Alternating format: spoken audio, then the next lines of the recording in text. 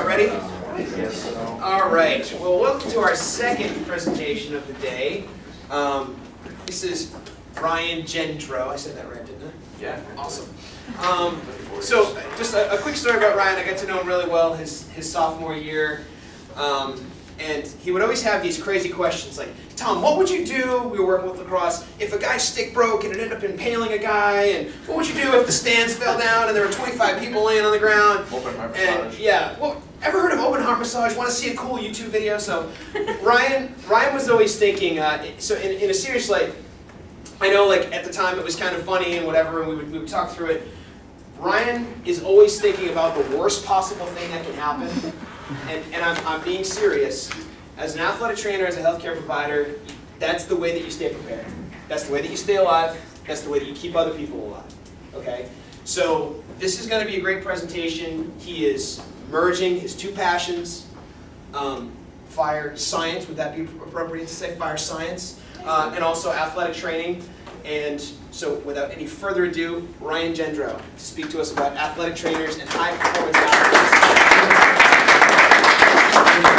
Thank you, Tom. So, my presentation, athletic trainers and high-performance athletes, specifically firefighters and EMS. I'll start off with my dedication, my family, girlfriend Lucy, my friend Dane. So, key terms I'll be going over, piece of paper that I gave to you. First off, EMS, short for Emergency Medical Services. Staging, it's where firefighters will wait for tasks on the fire ground, so there'll be a place designated, put your tools here, stand here, I'll give you a job to do later. Officers run all the operations for the fire, so you'll have your chief or commanding officer on the radio commanding the entire scene. You have a structure fire, that's any fire involving a residential, commercial, industrial building, so it could be this building, townhouses, what have you. Interior crews, that's just firefighters working inside a building. Exterior, firefighters working outside a building. Then rehab, we think of it as physical therapy. On scene, it's EMS monitoring firefighters and other people involved with the scene, monitoring vitals, making sure that they can go back in. Kind of what we do if we sideline an athlete. Hey, let me check you out, make sure you're okay to go back in. That's what they do there. So fire scene components, picture that I have in front of you. Incident command, this is kind of a crapshoot here. There's no real way to determine where incident command is because you have a group of firefighters here, a group of firefighters here. Most likely be in this general area of a chief's vehicle here. So they're usually in one centralized area around the fire. Staging, again, is usually where they're in direct eye shot of the chief, so he can point at you, say, grab a hose line, go in, grab an axe, you're going in next. Interior crews, can't really show you yet what interior crews do because it will be in here, on the inside of the building. Exterior crews, those would be your people in the tower right here, working in the bucket, working the hose line, putting the water on the fire, and then rehab is your EMS crew. So interior crews, pulling hose lines, putting out the fire, gaining entry into a room, rescuing victims, pulling ceilings. So that just means if you can't find the fire, it's usually hiding from you or it's above you. So you pull down the ceiling, perfect. You pull the ceiling, see if the fire's in there. If it is, put water on it. That's usually how that works. Exterior crews. So there's a pretty good picture. Venting the roof, he's got a pole. He's got a pick on the end. You can pull shingles. You can break windows. It's a pretty fun job. Yeah, you can remove hazards. That's on the ground. You can remove hazards such as propane tanks. If you've got a house fire, people like to keep their grills near the house, and we all know propane and fire, when they mix, it's pretty explosive. So you can move that out of the way. In small residential areas, you don't really have police doing crowd control. You do crowd control yourself. In the city, they'll call everybody, and the police end up doing crowd control, making sure everyone's back out of the hot zone, making sure no one's going to get hurt. And again, you can have exterior people with hose lines putting water on the fire. Then EMS, this picture here is from a couple weeks ago with fatal fire in Boston. It was a 4-alarm fire. And they can be carrying victims, transporting victims, doing rehab, as I said. And right here is your paramedic treating a firefighter after he was injured. So a quick overview of a fire scene. That video's not going to work, so we'll go to YouTube. Quick little video showing you what happens. It's broken down into 50-minute segments. So that's responding to a fire. Here's the warm-up firefighters get. sitting waiting to go to the fire. This is what you'd see getting on scene. Everyone's getting set up, moving their tools to where they need to go, making sure that you've got extra crews coming in with another truck, whatever you need to fight the fire. So right here, pause this real quick. So if you can see here, those two people on the roof, they can't see anything. They're looking in the smoke, cutting through the roof with a saw. That's a blade that's about 12 inches in circumference. And the idea with venting is you vent over the fire so you can keep the fire where you want it without spreading to the rest of the house. And then, see in a couple seconds, everyone right here waiting to go inside the house, whatever job they have given to them. And then the last part's the best part. You get to see what firefighters see. Black, fire, and the one thing you don't get out of this is the intense heat that they feel while fighting the fire.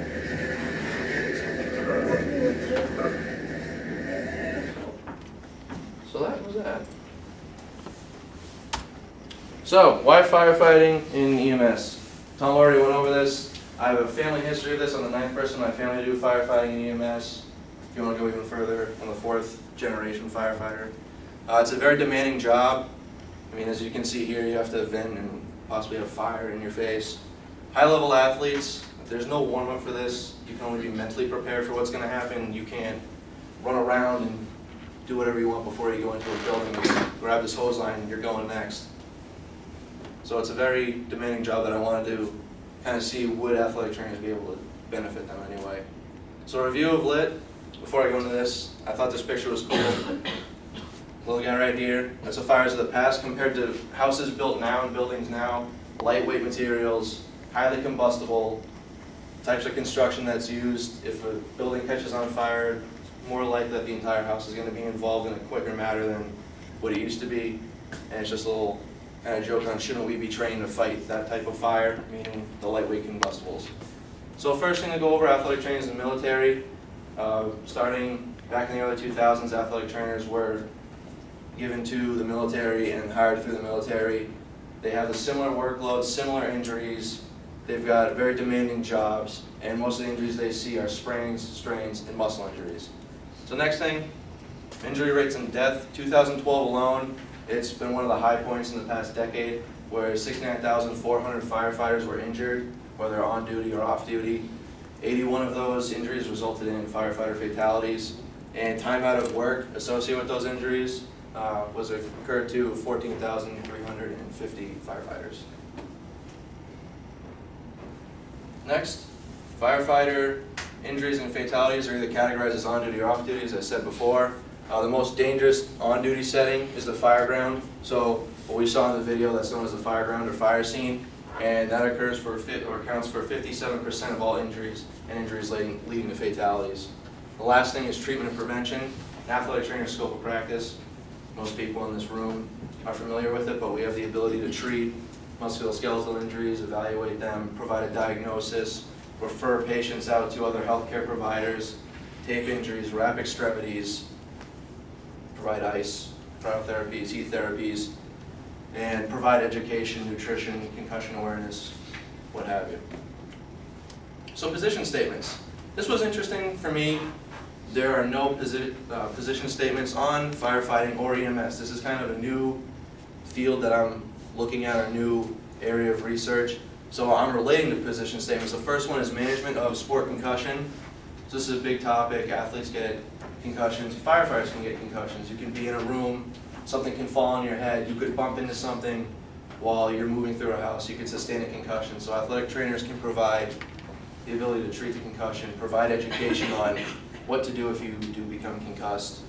Next part is pre-participation exams. We all know how fun those are at the beginning of the year. Disqualifying conditions, so you can either pass with no conditions, pass with a condition requiring a follow-up, maybe limited participation. You can fail it with a condition, meaning that you would have to go see somebody and get cleared prior to participating at all, or you could be failed and completely out depending on what you have for a condition. And this is important for firefighters because there's a lot of health risks involved with the job, smoke inhalation. Some of them don't have the healthiest of lifestyles. People sometimes think of firefighters as going to sit on a couch, eat a bag of chips, wait for the alarm to go off, and then get in a truck and go to a fire. And that's really not what they need to be doing. It's more of like a healthy lifestyle that they need to focus on. So with that, you can determine who's at risk for certain health risks such as diabetes, so on and so forth. Make sure you monitor them and make sure they don't become an injury on a fire ground. Next one, conservative management, prevention of ankle sprains in athletes. So that's one of the main injuries that are sustained to a firefighter, are sprains. And going into that, athletic trainers can treat ankle sprains, provide rehab, and make sure that they are not further injuring themselves on a fire ground. Next two are more education pieces, so exertional heat illness and environmental cold injuries. So that's your heat syncope, cramp, exhaustion, heat stroke, frost nip, frostbite, trench foot. The military sees trench foot. You can be running around, your feet get wet, you don't change your socks, you can get athlete's foot funguses. Same thing with firefighters. You can bounce in a 24-hour shift from fire to a car accident, back to a fire, and you are in the same gear, same clothes the entire time, which could predispose you to something such as trench foot. Purpose and research questions. I said before, I have a family history, but the main thing was to determine if athletic trainers will provide a benefit to firefighters and EMS or emergency medical responders. My research question has two parts. Is there a need for athletic trainers to provide health care to firefighters and emergency medical responders? As well as, would athletic trainers be able to treat the injuries sustained to firefighters and EMS? So methods by participants. 31 participants, 27 were male, 4 were female, age range 19 to 70. So had a little bit to work with there. I had 2 facilities, 1 was volunteer, 2 were paid, 1 being a paramedic staffed EMS facility. Procedures: obtained IRB approval, chief's approval. I can't go talk to the firefighters without talking to the big guy at the desk, so I have to get chief's approval. There was informed consent and then a survey, which you guys will see. I believe it's either 1 slide or 2 slides from now, and just talks about weekly physical fitness, how long has your career been, how many shifts do you pick up a month, how many calls do you make per month, which that was an interesting stat, injuries that you may have sustained in the past, and healthcare services provided, rehab, so on and so forth. And then I did an interview with each of the 3 chiefs, sat down one-on-one, got to talk with them, and gather information about the healthcare services made available on scene, and as well as outside once you return from a call. So here's a questionnaire. It's a little difficult to read. But the first part, just a little demographic: age, gender, number of days you work out, career length, paid or volunteer, truck squatter assignment, just different trucks, or you can either be on an engine, which is just water and hoses and putting ladders up to get to the next floor, get to the roof if you're in a small town. You can have a ladder truck, tower, rescue squad, which is going to help a person, or a down firefighter. So each different truck has a different set of challenges posed to the firefighter. Average number of shifts, as I said, number of calls, injuries, and then getting down into that. What types of injuries were sustained, which is what I was really looking at. Were the injuries that the firefighter sustained able to be treated through athletic training services? Next is the questions I used with the interview. How are injuries handled within the department? So I broke that down even further, both on scene and off scene, and the most interesting thing was how they're handled on scene, which I'll get into that a little bit later. So data analysis, used SPSS version 21 to do a descriptive analysis of the questionnaires, and then the interview data was examined for trends within healthcare, injury treatments, workers' compensation, and time out of work. And then I went into past injury treatment procedures compared to what happens now, and that was one of the biggest differences that I found with analyzing the interviews. So, quick little summary of results. Physical activity ranged from 0 times a week to 6, and there wasn't any specific breakdown based on age. It kind of varied throughout. The average was about 2.5 times a week. Career length, one of the more broader ones, you had 0, meaning they're completing their first year in their career, to 43 years in the firefighting service or EMS service. The average time career length was 17 years. Shifts per month, 0 to 24, average of 11 and a half. Now that varies based on, most of these firefighters that are paid have separate jobs that they're working as their primary job and firefighting secondary. So shifts are kind of come as you can take them. Calls made per month was the broadest or widest range of data. Had 0 calls made per month to 200. So if you think in a 30-day period, 31-day period, 28, if you think 1 month out of the year, they're making at least 200 calls a month. And the average was just about 30. So number of injuries sustained, least number of injuries sustained was 0, ranges to 4, average about 2. And then days lost due to injury, we had no time lost, 21 days lost, and then an average of 4. So results continued. Participants with past injuries, 10 said yes, 21 said no. Seeking health care, was health care made available? 10 said yes, 21 said no. Was rehab utilized, and this is only for the 10 that said yes, to use rehab services such as physical therapy, and 8 did not.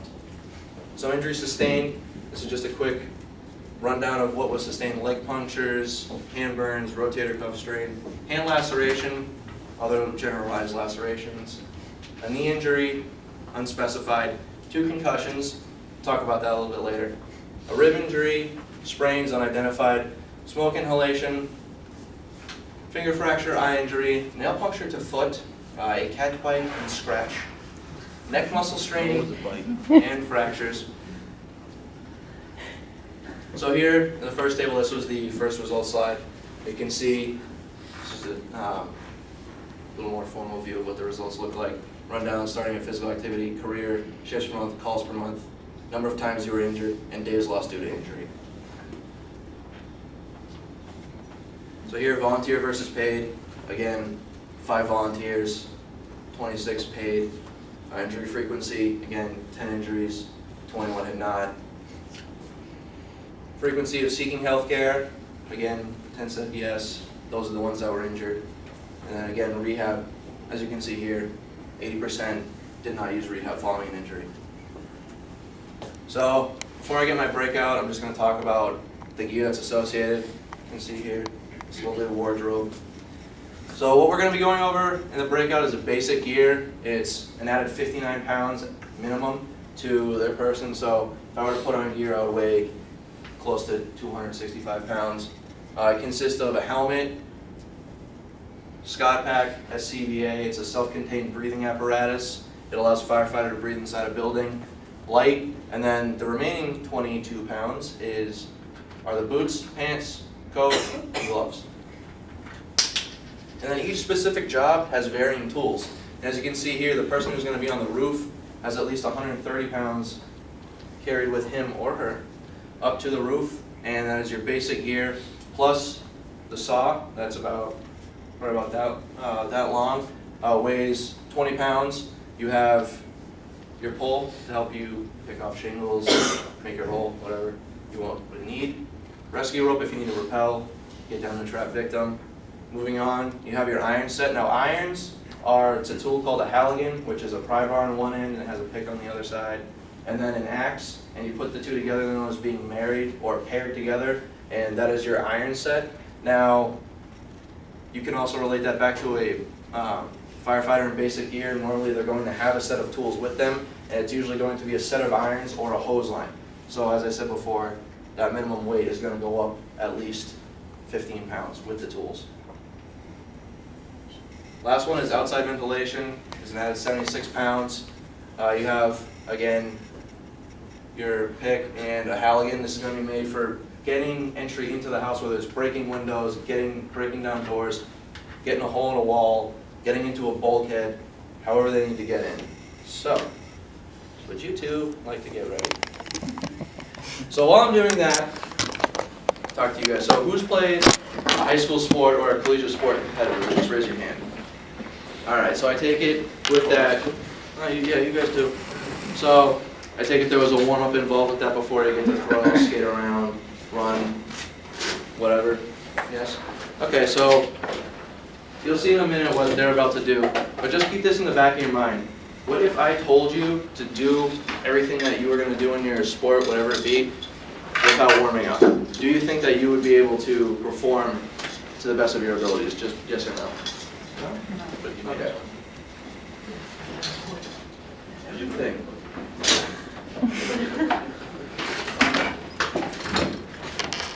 So you're about to see, we're bringing it back to Fire Prevention Week in elementary school right now. So what they had on before is your standard on-duty uniform. You would wear this sitting in the station. They're moving pretty slow, so they're usually faster when the alarm goes off. So I might pull the fire alarm. Love you. Love you.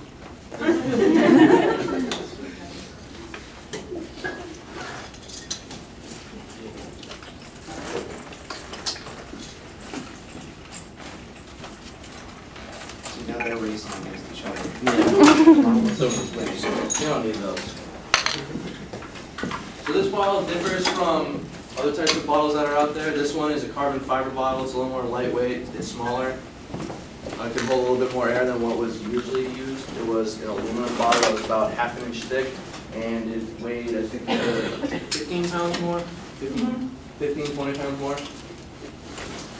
And these are 4.5 bottles that you can stay in a building for 45 minutes.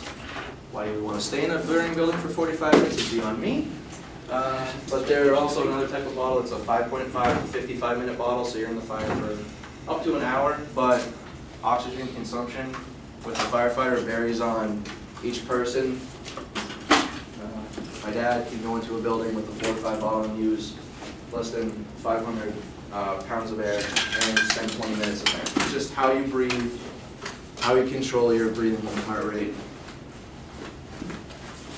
and what you're doing. You ready to get dragged? Okay. No.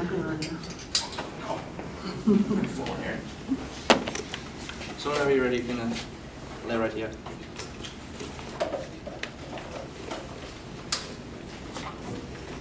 Do you want to be forward? No, you don't have to. It's it for 30 seconds. It's not even worth it. Fine.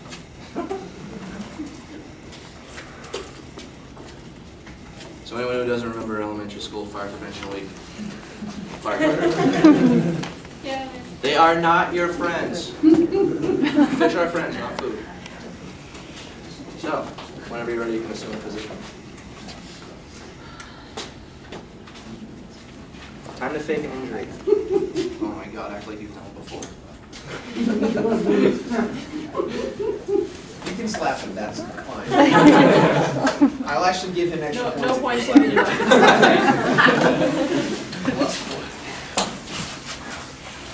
So the only thing that you guys aren't going to get out of this is when you flow air or use oxygen out of the tank, what's turned on is known as a pass alarm. So if a firefighter goes down and don't even turn it on. Please don't. We're going to make everyone go deaf. It's very loud. It gets progressively louder.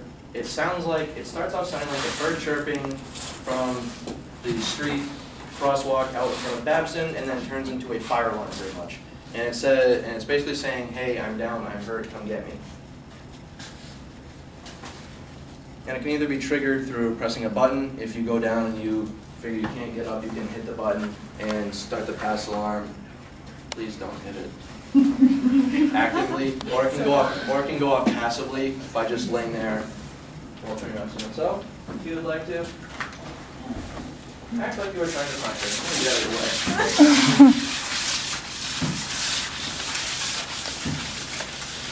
So right now he's just doing a basic search. You can either do a right-handed search or left-handed search depending on what shoulder you want to start with. So now that he's found his victim.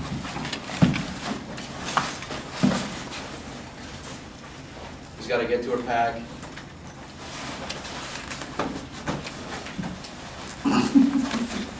Get manhandled.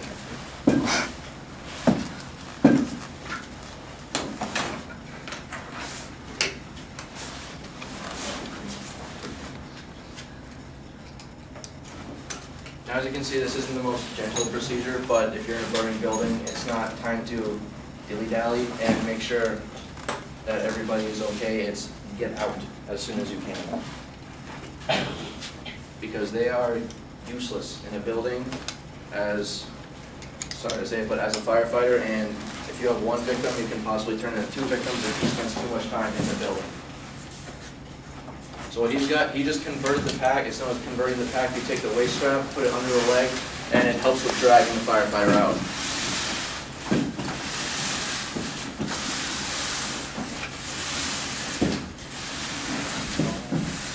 That's good. Thank you.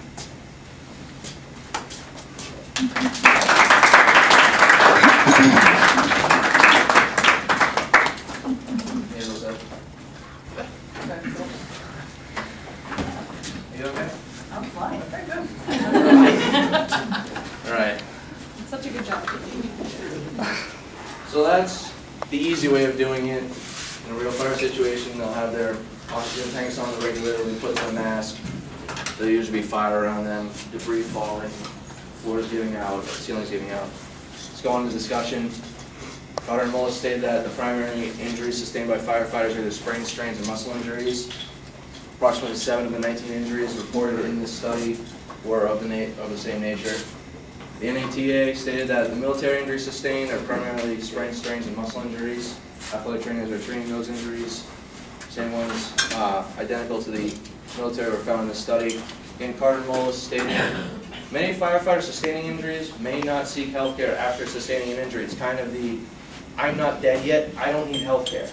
And that is a horrible mindset, and people are trying to get away from it, but it is true. People think that because they're not in the hospital yet with a serious injury, a minor injury is nothing to worry about. And 80% of the participants with past injury did not seek rehab services, so that's physical therapy. Healthcare, if you are injured, is mandatory.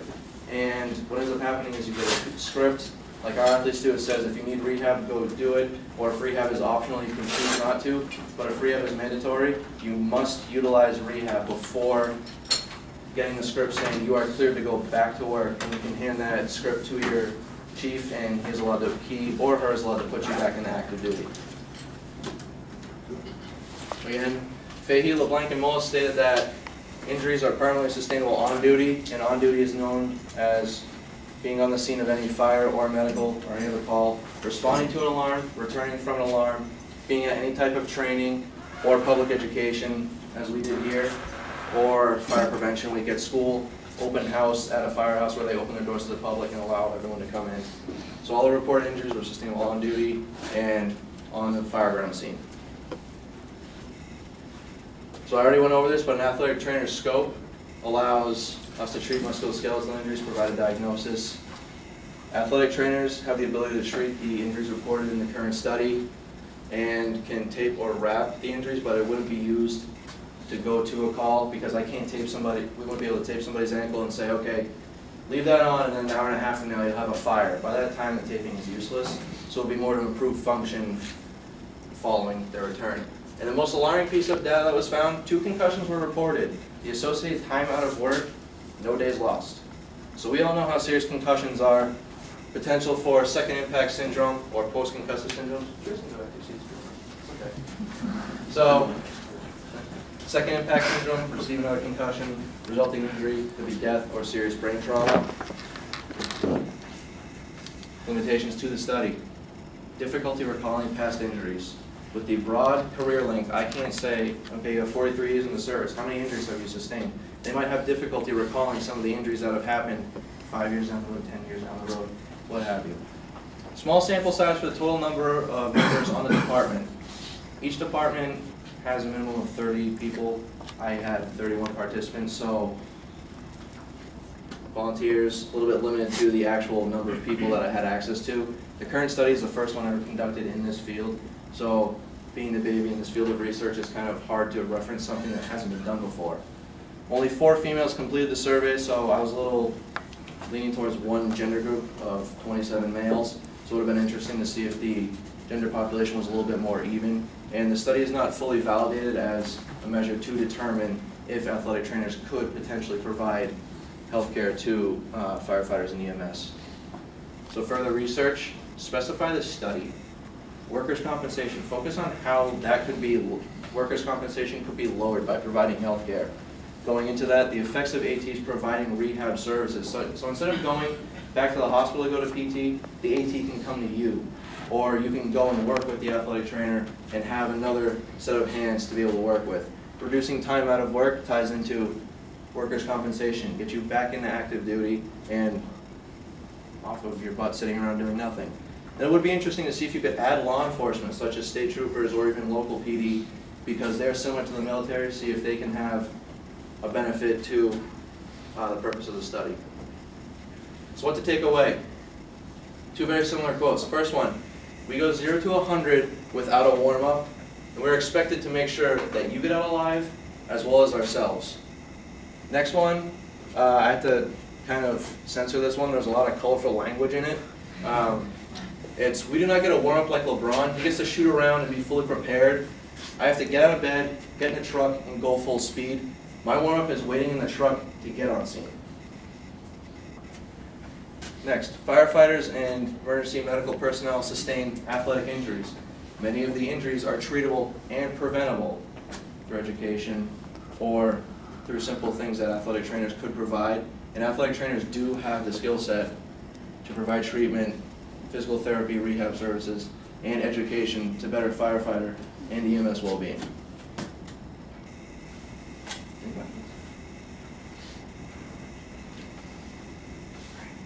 Matt.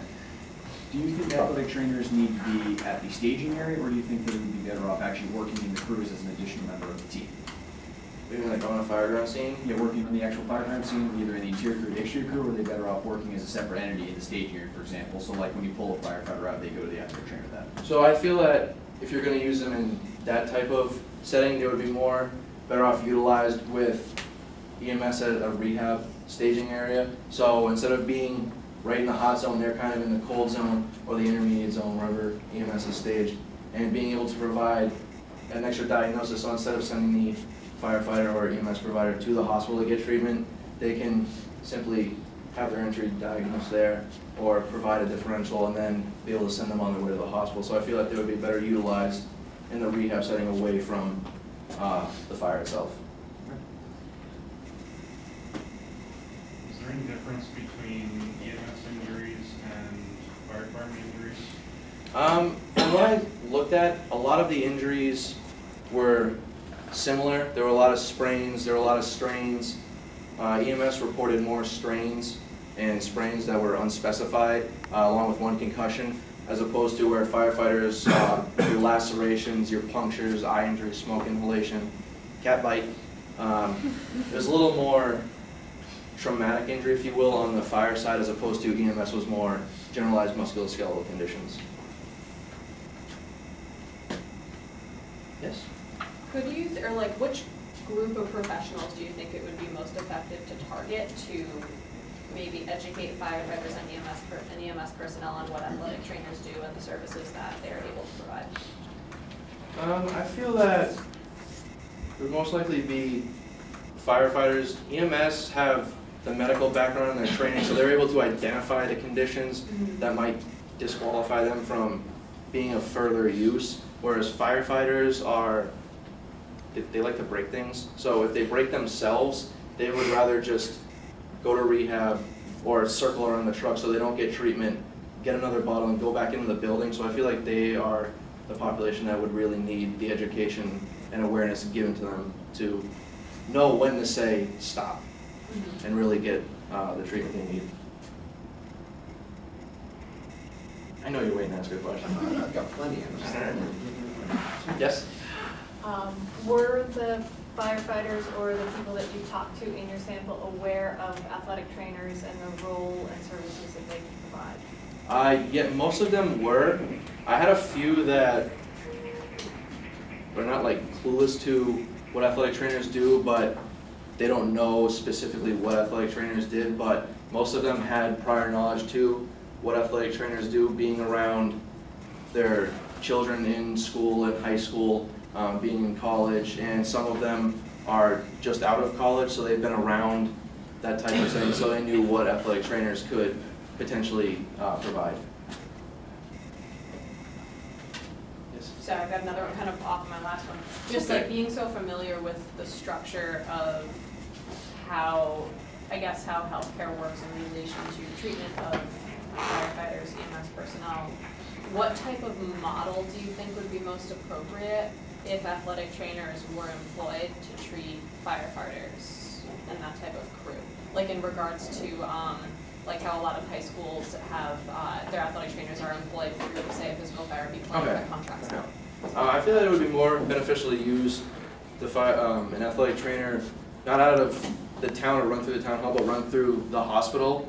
A lot of them, not a lot of them, a lot of physical therapies are run through the hospital. They'll go to where firefighters will go to the hospital to receive their care.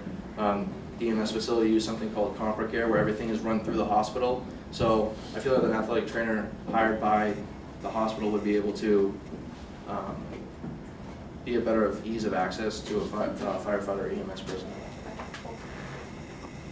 What are your thoughts on like an athletic trainer present in the firehouse? Because you have a lot of different in like a bigger firehouse, you have a lot of different firefighters coming in and out and stuff. What if you had like one there daily to do rehab stuff and things like that? No, I've thought about that, and I feel like that would be a benefit to everyone involved. So if you have a larger town that may have one or two departments, or a city that has multiple, you could spend X amount of hours here, X amount of hours at that department, and be able to have the patient-to-patient or patient-to-care provider contact that you would need, and be able to see everyone face-to-face instead of them having to come to you, you can go to them. And again, ease of access is a little bit easier, so I feel that it would be better if they were able to reach out and get to the fire departments. Now it's your turn. Awesome. You did some interviews with the chiefs. What did they have to say about, the possibility of having an athletic trainer there?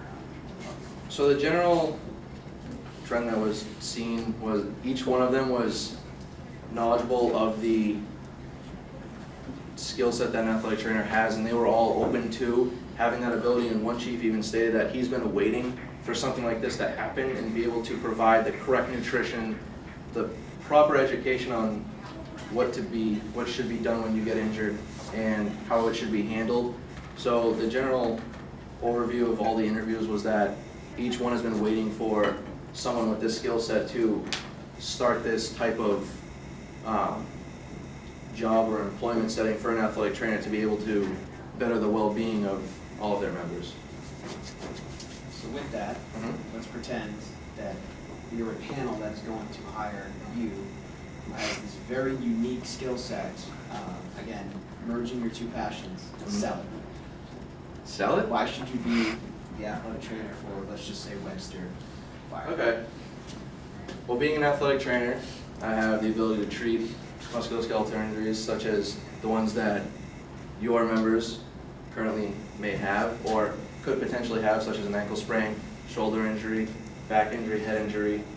I've been around the fire service, EMS service, since I was born, so 22 years within that, I know how firefighters get injured, how they could get injured, what may happen if someone goes down within a building, and I could be able to provide the treatment and get them back into work and off of workers' compensation or time out of work, and be able to ease the process from, instead of going to a doctor and going to this physical therapy clinic, I would be able to evaluate them, provide the rehab, and they could be working with one person as opposed to several different entities, and be able to have one centralized way to treat, evaluate, and make the return to play or participation call that is needed. Do you feel that you have a better understanding of the job demands than potentially a physician or a physical therapist? Yes, I believe that having the first-hand experience is crucial to knowing what dangers and mechanisms of injury and insurance illnesses that this demographic is exposed to, and I feel that just reading about it in a book is great, but being able to see it, witness it, and experience it makes a world of difference in the healthcare provider. All right. Any other questions for Ryan? Yes. Kind of bouncing off Amy and Sarah's questions about potentially being in the firehouse or being in the hospital. Do you think it's going to take a similar path as with the high high school setting in the nation where more rural areas don't have as much funding as, say, like Chicago or New York. Do you think it's going to take a similar path like that, or what's your take on providing athletic training services to more rural areas as opposed to urban, big city type? I feel that it would most likely start in the cities. They have the funding. They're not scrounging and almost penny pinching, if you will, to make sure that they have the necessary funds to employ the needed athletic trainers or healthcare providers. So I believe that it would start in the cities that have the extra funds and the ability to throw around the money, and then it would have a trickle-down effect. So ultimately, I do believe that it would start in the cities and then move down to the smaller towns that don't have the money right away. They would be able to allocate the funds and go from there.